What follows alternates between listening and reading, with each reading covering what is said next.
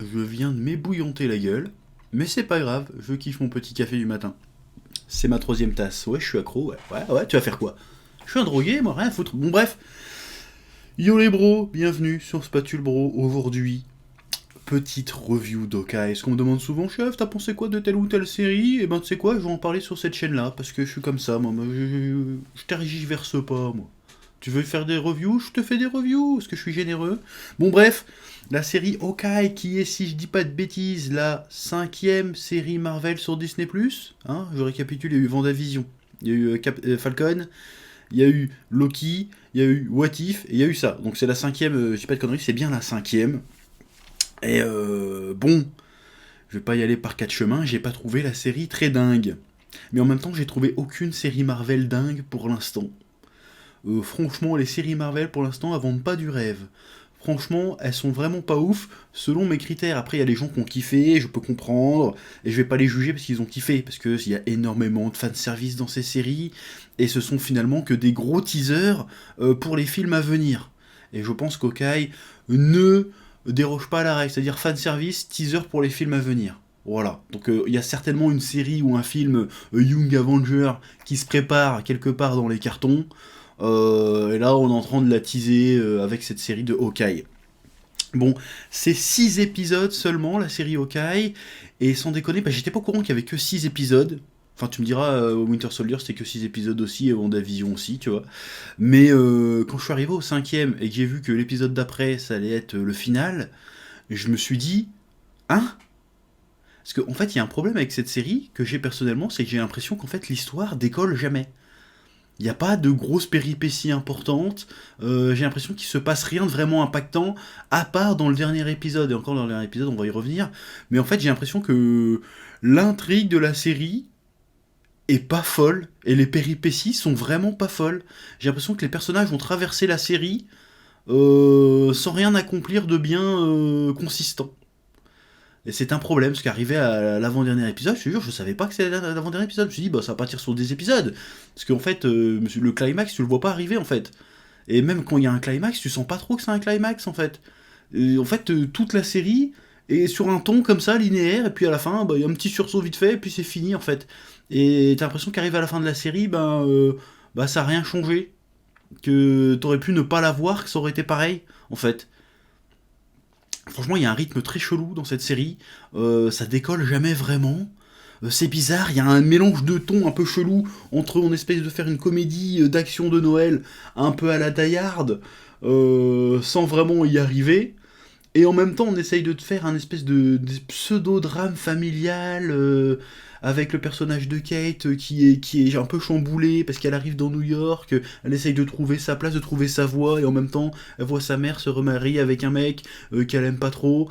Bah, on s'en fout en fait de l'histoire de Kate Bishop en fait. C'est un peu nul quoi, c'est juste vas-y, j'ai 20 ans, je suis une fille milliardaire, je suis pas content parce que ma mère va se remarier, c'est bon quoi. C'est pas des super enjeux en fait. Et même l'enjeu de oui, on a retrouvé le costume de Ronin, du coup, il y a quelqu'un qui. Kate se retrouve à le porter dans. On sait pas trop pourquoi elle se retrouve à porter le costume de Ronin, du coup il y a la chasse à Kate qui se fait chasser, parce que les gens pensent que c'est le Ronin, or que putain ça se voit que c'est une gonzesse dans le costume, mais vas-y c'est pas grave. Et donc Clint Barton il fait ah non, quelqu'un va payer pour mes crimes, donc je vais y aller, et puis après en fait on en parle plus trop.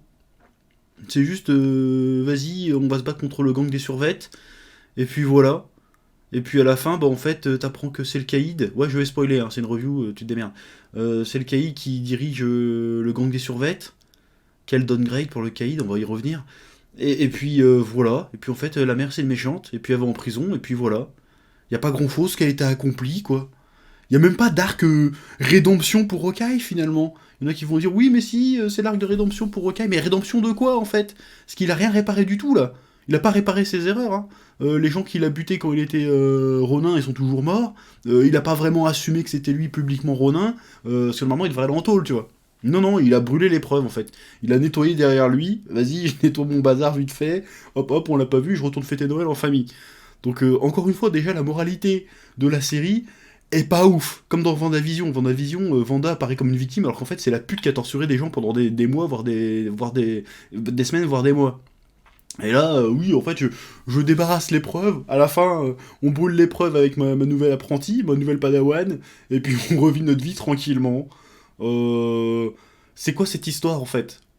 Je trouve l'histoire très très faible. Les enjeux très très faibles. Les péripéties très très faibles. En fait, tout est très très faible. J'ai l'impression qu'il se passe rien. C'est 6 heures de remplissage, à peu près 6 heures, hein, c'est les épisodes, c'est 45 minutes, 1 heure. 6 heures de remplissage pour te dire, en fait, Kate Bishop, c'est la nouvelle Hawkeye. Voilà, il faut qu'on en parle du personnage de Kate Bishop. Autant le personnage de Barton est plutôt cool là-dedans, même si un peu lisse. Parce qu'en vrai, le côté ouais, je suis torturé par la mort de Natasha, ouais, je suis un peu sourd. C'est même pas à peine évoqué le fait qu'il soit sourd, juste pour faire comme dans le comics, à un moment il perd Louis. Mais à part ça, j'espère qu'il va le retrouver, le Louis. Je sais pas, désolé, je fais des jeux de mots pourris pendant que je parle, et après je perds le fil de mes pensées. Ok, d'accord, il devient sourd, bon, on s'en fout. C'est pas vraiment exploité, c'est pas vraiment une faiblesse, il est juste, vas-y, je mets mon truc, et puis voilà. Pas grand intérêt. Et son souci, c'est qu'il faut qu'il ramasse l'épreuve avant pour pouvoir passer Noël. Encore une fois, l'enjeu est pas terrible, et tu le vois juste de temps en temps chialer parce que Natasha est morte. Franchement, je veux pas faire de mauvaise foi, hein. Alors, quand il y a les musiques de Vormir et tout, ok, c'est touchant au niveau fanservice, t'as compris le clin d'œil, mais c'est tellement obvious comme clin d'œil, comme référence, que c'est pas si touchant que ça, en fait.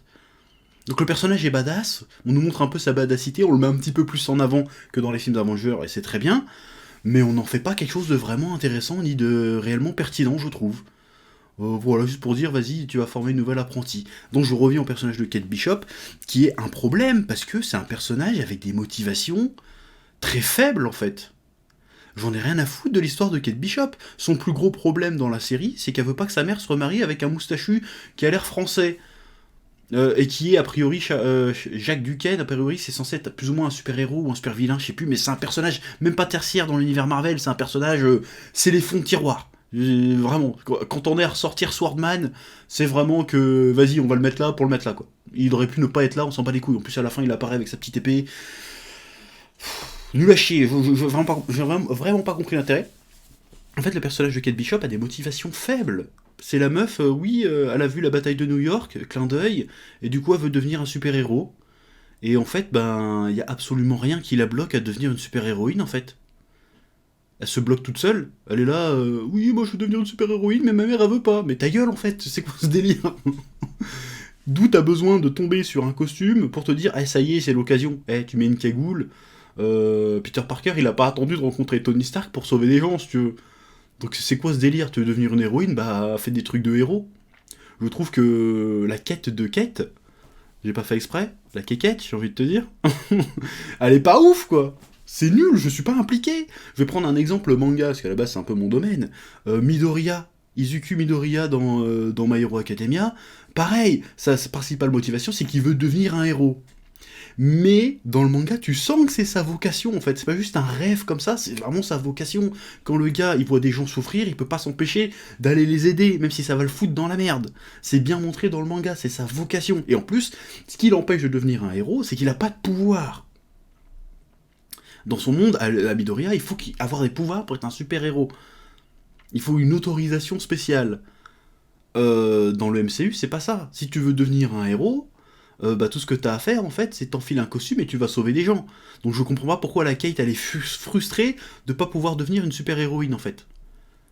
Parce qu'en fait la meuf en plus, elle est milliardaire, elle a pris tous les cours de taekwondo, de MMA, de tir à l'arc, d'escrime du monde. Donc la meuf elle arrive déjà dans la série, elle est déjà OP. Donc c'est quoi cette histoire de merde en fait? Il y a pas d'enjeu en fait. La meuf c'est déjà une super héroïne, c'est juste qu'elle elle ne fait pas un taf de super héros. C'est juste qu'elle est là, oh, je fais mes études tranquille, je vivote, mais j'ai envie d'être une super héroïne, mais j'ose pas trop me lancer parce que j'ai peur que ma mère elle soit pas contente. Non, c'est nul. Franchement, je trouve que le personnage est nul. Après, la fille, elle est très jolie, elle est très sympathique, elle est très marrante. Mais en termes de motivation, je la trouve nulle à chier, pas intéressante à suivre en fait. Parce que en fait, quand elle est auprès d'Okai, elle apprend rien concrètement. Ils essayent de faire d'instaurer une espèce de relation mentor-élève, mais en fait, le Hawkeye concrètement ne lui apprend rien. Il lui file juste des têtes piégées à la fin. Il lui apprend rien.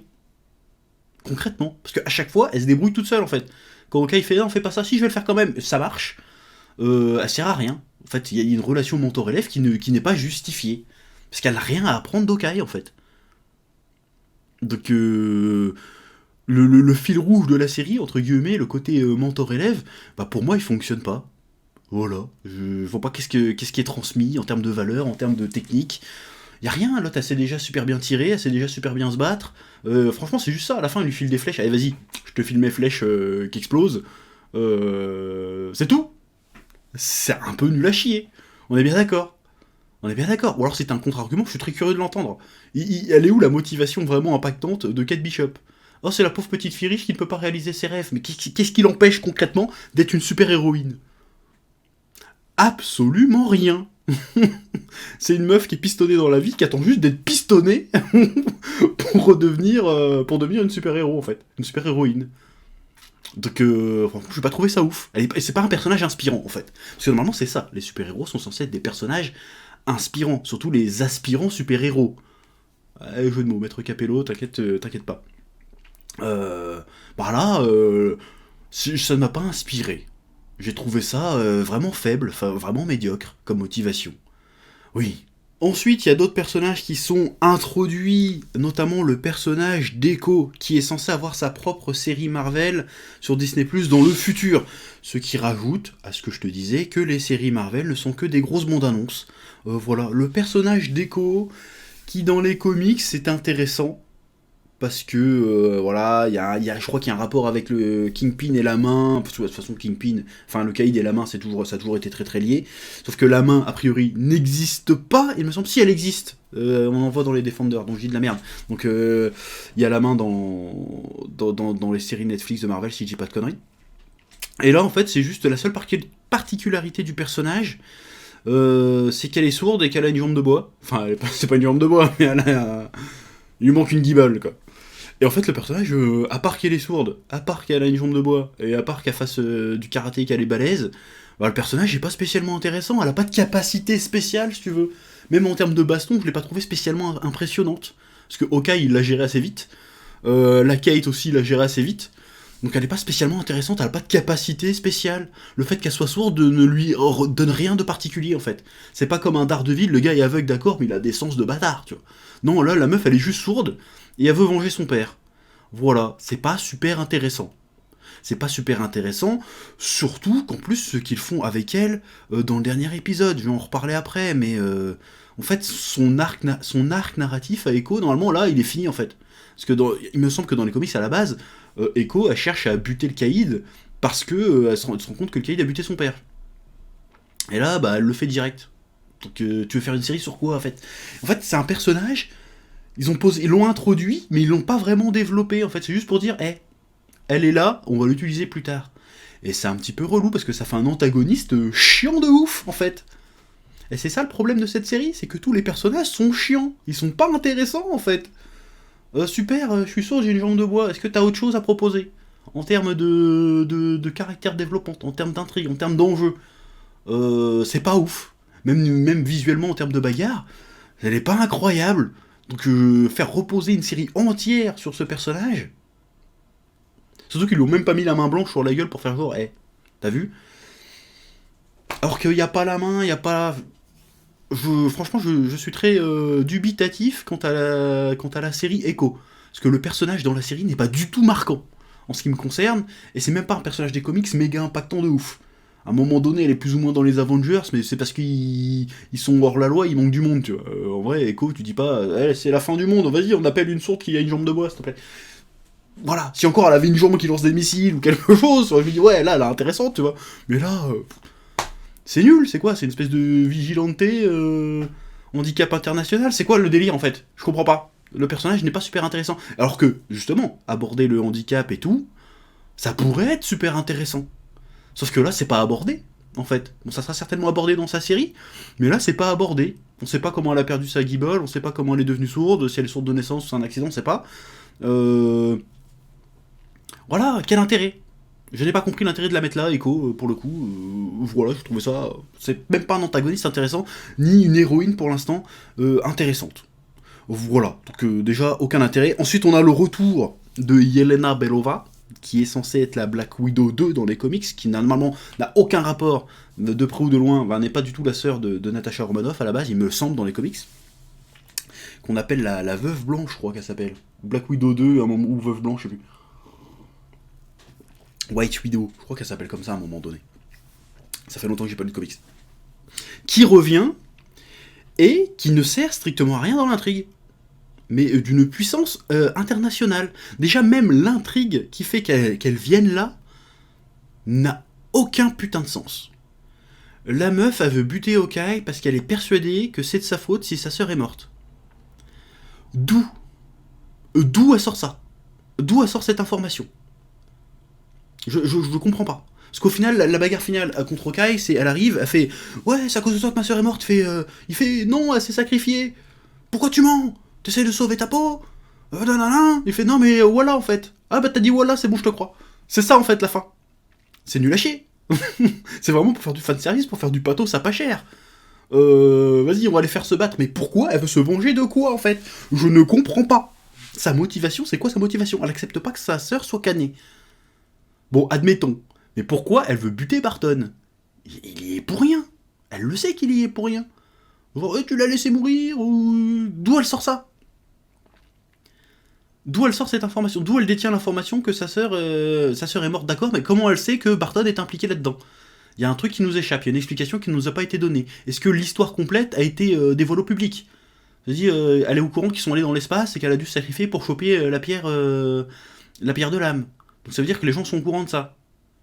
Et si c'est le cas, si c'est pas le cas, comment ça se fait qu'elle est au courant? Et pourquoi elle veut pas croire Barton? Elle sait très bien que c'est son meilleur ami, qu'ils ont travaillé ensemble pendant des années. Pourquoi elle le croit responsable de la mort de sa sœur? Je ne comprends pas, ça ne tient pas debout en fait. Pour moi, ça tient pas debout. Et en plus, elle est là, mais elle n'apporte rien à l'intrigue. Vraiment, c'est même pas une difficulté supplémentaire, c'est même pas une antagoniste supplémentaire. Si vite fait, c'est pour donner un combat final à Barton, quoi. Parce que pendant que Barton se bat avec Yelena, t'as Kate qui se frotte au caïd. Je vais devoir reparler du caïd. Donc le personnage de Yelena Belova, je crois que c'est ça son nom, à part venir faire du fanservice, après avec le sifflement qui la convainc, là, il fait le sifflement d'Hunger Games, là, et là t'es tout d'un coup là, oh, tu connais le sifflement? Oh, bah du coup, je te pardonne. Mais ta gueule, c'est quoi ça? Ça prouve rien en plus. T'es tellement... Attends, on est d'accord. La meuf, elle arrive, elle sait que c'est le meilleur ami de sa sœur défunte. Mais elle dit non. Même si c'est son meilleur ami, même s'il lui a sauvé la vie maintes et maintes fois, même s'il l'aimait et tout, qu'elle était la personne la plus importante pour lui, il l'a buté. C'est un bâtard. Il l'a sacrifié pour sauver son cul, c'est un fumier. Et donc elle le considère comme un fumier, et quand elle lui sort le bruit d'Hunger Games, là, elle dit « Ah bah non, en fait, il connaît le signe, il connaît mon langage, il connaît mon petit sifflement, du coup il est gentil. » Bah non, si c'est un fumier, il peut très bien te mentir, tu vois. Donc franchement, j'essaye de pas faire preuve de mauvaise foi sur ce coup-là. Mais franchement, l'intrigue, elle est nulle. C'est réglé en 2 coups de cuillère à peau, c'est nul. Le personnage ne sert à rien à foutre là, en réalité. C'est juste pour teaser, ouais, en fait, Yelena, elle va revenir, elle va servir à quelque chose. Bon, là, elle sert à rien, mais t'inquiète, elle va servir à quelque chose. Et et ça clôture même pas l'arc de d'Hawkeye sur sa culpabilité d'avoir laissé Natasha mourir. Il se sent toujours autant coupable à la fin de la série, en fait. Donc, c'est quoi, en fait? J'ai vraiment pas compris l'intérêt. C'est peut-être moi qui ai passé à côté, hein. Mais j'ai trouvé la scène facile, nulle, faible. C'est faible, en vrai. Franchement, j'ai pas été impliqué dans le délire. Pareil, on va parler de Kingpin. Alors là, pareil, au début de l'épisode 6, à la fin de l'épisode 5, j'ai failli être la pute de la série. Ah, je te lis que le mercredi d'avant, on avait vu Matt Murdock dans Spider-Man. Je vois qu'il y a Kingpin dans Hawkeye. Je fais, oh les bâtards! Là, vous êtes à deux droits de m'avoir. Là, vous pouvez me faire ce que vous voulez, vous avez mis le caïd. Je suis prêt à pardonner tous les trucs un peu mous. Là, il se passe un truc. Bon, en fait, ben non, hein. Ah non, je sais pas qu'est-ce qu'ils ont fait avec le caïd. Mais, alors autant il est plus comics accurate, si tu veux, que... en termes de visuel, en tout cas, que dans Daredevil. Mais le personnage... Bon, déjà, d'où il se fait élater par une gamine de 20 piges qui fait 50 kilos. Non mais le gars, on est d'accord que c'est le même mec, parce qu'a priori c'est le même personnage. Hein. Le gars, il s'est tapé Boulaye et Daredevil en 2v1. Il a failli gagner. Et là, t'as Kate Bishop, qui est une super-héroïne depuis 2 jours et demi, qui arrive à le battre. Je fais non mais ta gueule. Je dis non. Bon après, elle triche un peu. Mais je dis non, c'est pas possible. Je suis pas d'accord. Je suis pas d'accord, je suis désolé. Je suis pas d'accord. Non. Il fallait mettre au moins ce que t'aurais dû faire pour respecter le Kingpin. C'était au moins faire, vas-y, il y a la veuve noire, Hawkeye et Kate qui se fritent contre lui. Là, j'aurais dit, d'accord, ok, ça marche. Là, ça marche, là, je te crois, tu vois. Mais là, non, je sais quoi, ça. Et puis depuis quand il se déplace en personne pour niquer les gens? Normalement, il est dans sa tour d'ivoire en train de donner des ordres, Fisk. Pourquoi il vient tout seul comme un petit mafieux de merde? Si c'est censé être le king de New York, normalement, il se déplace même pas lui-même pour choper une connasse, hein. Il met une bombe sous la bagnole et on n'en parle plus. Donc, bref. Et le personnage, à la fin, surtout, il y a Echo qui revient, Maya, et qui apparemment le bute. Et là, j'ai fait... What? Excusez-moi. Vous faites revenir l'un des meilleurs méchants du MCU après Thanos, et tu le fais buter... tu le fais buter par... Miss Jambe de Bois. C'est quoi cette histoire-là? C'est quoi cette histoire? D'où Maya va buter Caïd? Non, non, non, si tu veux buter le Caïd, tu me balances soit Bull Ice, soit Daredevil, soit Spider-Man pour buter le Caïd, ou un petit Wolverine, ou un petit Punisher. Tu me sors pas une super-héroïne de 4ème zone pour buter le Caïd. Il a intérêt de pas être mort. Parce que si franchement, un personnage aussi emblématique, vous le faites tuer comme ça, hors champ, sans respect aucun, et que son dernier combat de sa life, c'est contre une branleuse en spandex, je suis pas d'accord. Là, on va pas être copains, Marvel. Hein. Il a intérêt de revenir. Vous avez le meilleur acteur, un des meilleurs acteurs de toutes vos conneries de Marvel, avec un des meilleurs personnages, un des meilleurs méchants, un des seuls vrais bons méchants d'ailleurs. Vous allez pas le tuer comme ça. Hein. Et surtout, si vous le tuez maintenant, vous allez raconter quoi dans la série Echo, quoi? Parce que Echo va se battre contre qui? Sans déconner. Donc là, je suis pas d'accord. Donc ce que vous avez fait, Kingpin, là, je suis moyen fan. Je suis très très moyen fan. Et puisqu'on est en train de parler du final, je crois que ça se passe au Rockefeller Center, un truc comme ça. On voit à la fin de No Way Home que Peter Parker habite à 2 rues. Peter Parker habite à 2 rues de là où la grosse bataille se passe. Et pendant les grosses batailles avec les Ruskov en survette, et les explosions et tout, je pense qu'il était en RTT. Spider-Man était en RTT, je pense. Ou livrer des pizzas, ou je sais pas ce qu'il faisait, mais c'est très bizarre. Parce que t'as établi qu'à New York, il y a une concentration de super-héros incroyables, dont un qui habite à 2 pas de ton climax dans Hawkeye, il vient pas. T'étais pas obligé de le faire intervenir, c'est juste... un moment, tu vois, il y a quelqu'un qui se prend une petite toile, tu sais, juste pour dire, hey, ne vous inquiète, je vous soutiens, tu vois. Y a pas Spider-Man, y a pas Daredevil, c'est très très chelou. Surtout que pour faire venir Spider-Man, t'avais même pas besoin de Tom Holland, hein, tu sais, tu faisais juste apparaître le gars, vite fait, tu vois. J'ai pas compris le délire qu'ils ont voulu faire avec ça, là.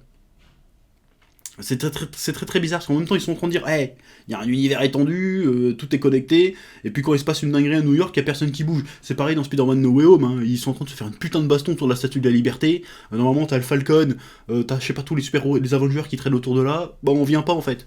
Non, mais là, il est 20h, on reprend le boulot demain, on vient pas, là. Très très bizarre. Alors, ça aurait pu être le super clin d'œil, t'aurais vraiment voulu faire bordel fan, t'aurais fait une petite apparition de l'homme araignée vite fait, ou de Daredevil. Tu sais, Daredevil qui arrive en mode eh hey. Bon, ça aurait pas été forcément très pertinent, narrativement parlant, je l'avoue, mais vu que vous faites des choix fanservice avant tout, on pourrait se demander pourquoi ne pas y aller à fond, tu vois. Bref, tout ça pour dire que cette série, je l'ai trouvée assez médiocre. Voilà. Alors, il y a des trucs sympathiques, des trucs un peu marrants, mais à part...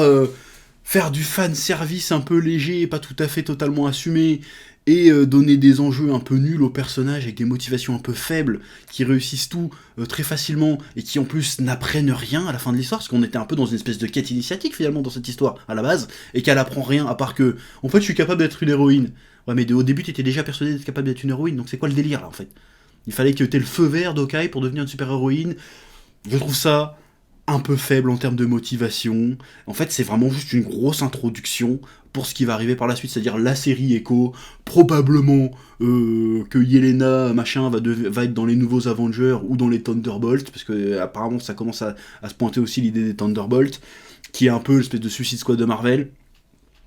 Et tu comprends qu'Hawkeye, vas-y, il prend sa retraite, quoi. Quoi qu'il file un nouveau costume, donc peut-être qu'il prend pas forcément sa retraite. Et puis voilà, hein, on introduit des trucs, mais on raconte rien de très intéressant, ni de très impactant pour l'univers Marvel, parce que il faut que ceux qui ne suivent pas les séries puissent quand même suivre les films.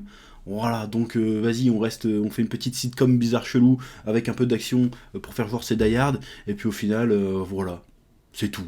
Puis même les scènes d'action sont vraiment pas folles en réalité. Hein. Parce que ok, normalement, le gars, il s'est battu contre des putains de cyborgs, il s'est battu contre des putains d'extraterrestres, il arrive contre des mecs en survêt, si tu vois qu'ils galèrent, je veux dire, non, hein, je suis désolé, hein, mais non. Hein. Bref. C'est tout ce que j'avais à dire sur cette série au carré que j'ai trouvé pas ouf, hein, comme je viens de te le dire.